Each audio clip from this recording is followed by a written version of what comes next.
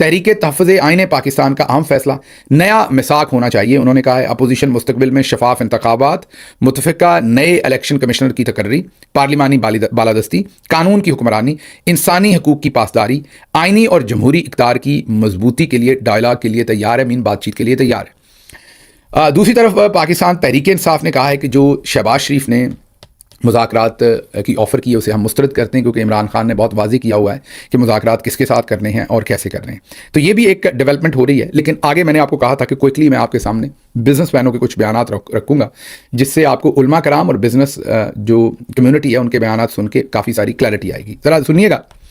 बयान यह है कि कराची में भत्ते का शोर है। इबाद बिल्डर्स एसोसिएशन के जो रिप्रेजेंटेटिव हैं उन्होंने कहा है कि भत्ता मांगने वालों के एड्रेसेस और नंबर मैं लीक कर दूंगा।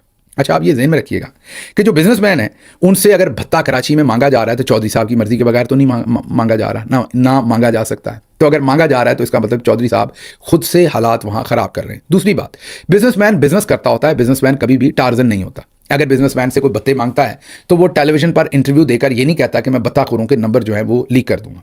बिजनेसमैन भत्ता क्यों देता है? क्योंकि उसे डर होता है अपने कारोबार का, अपने खानदान का। अब यहां पर बिजनेसमैन एक टीवी, वो जाकर अदालत को नहीं कह रहा, पुलिस को नहीं कह रहा, एक टीवी के प्रोग्राम में आके कह रहा है कि मैं इनके नंबर जो है वो लीक कर दूंगा। इससे तो ये लगता है कि ये सब कुछ चौधरी साहब इसके पीछे हैं।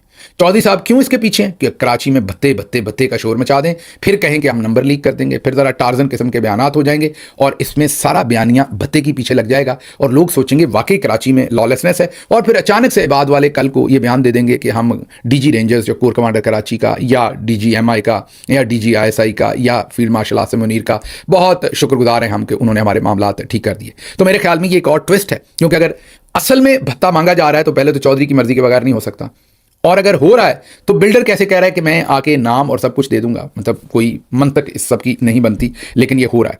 कोई हल नहीं जब तक कोई मुजाहिद कोई बड़ा जहनी तौर पर तैयार ना हो जाए और करप्शन पर सजाए मौत का बिल पास ना करे, करप्ट आदमी को सर में गोली ना मारे। ये मुल्क दिनों में ठीक हो सकता है, मुल्क का कर्जा महीनों में उतर सकता है। 30 दिसंबर को पूरे इस्लामाबाद के ताजर FBR के सामने घेराव करेंगे। अब ये अजमल बलूच साहब की ये स्टेटमेंट है। फिर 30 मल्टीनेशनल कंपनियां मुल्क छोड़कर जा चुकी, 25 लाख एकड़ रकबा सैलाब में तबाह हुआ और 70% फसलें तबाह हो गई। ऐसे में मईशत को संभालने के दावे खुशफहमियां हैं, ये लाहौर चैम्बर ऑफ कॉमर्स के अबूजर साहब जो हैं वो कह रहे हैं। अब ज़रा इंजीनियर मोहम्मद अली मिर्ज़ा साहब का बयान भी आपके सामने रखते हैं। ये भी इस्टेब्लिशमेंट के बहुत करीब रहे। अगर अपना मुस्तकबिल बनाना है तो पाकिस्तान को अलविदा कह दें, किसी खाम ख्याली में ना रहें। यहाँ कुछ नहीं रखा, यहाँ रहोगे तो या कत्ल हो जाओगे या अपनी ज़िंदगी खुद ख़त्म कर लोगे। इंजीनियर मोहम्मद अली मिर्ज़ा का पाकिस्तानियों को मशवरा। अब Mohammad Ali Mirza, chamber of commerce के अबूज़र, इबाद के रिप्रेजेंटेटिव, अजमल बलोच, इन सब के बयान को इकट्ठा करें तो एक कयास है, एक नया बयानिया बिल्ड किया जा रहा है। आप देख सकते हैं। अब या तो ये फोर्सेस के अंदर से कोई करवा रहा है, जैसे मुनीफ फारूक को मेजर जनरल फैसल नसीर पर छोड़ दिया गया आजकल, या फिर कोई मुल्क से बाहर से कुछ ऐसा हो रहा है जो हमें नजर नहीं आ रहा। साथ मौलाना इसहाक और मौलाना मुनीब के बयान को भी अगर आप इकट्ठा करें तो मुझे सब अच्छा नजर नहीं आ रहा। मैं इसको अभी तक सम अप करके आपके सामने रखने के काबिल नहीं हूं, क्योंकि सनसनी और झूठ मैं आपके सामने बेच नहीं सकता।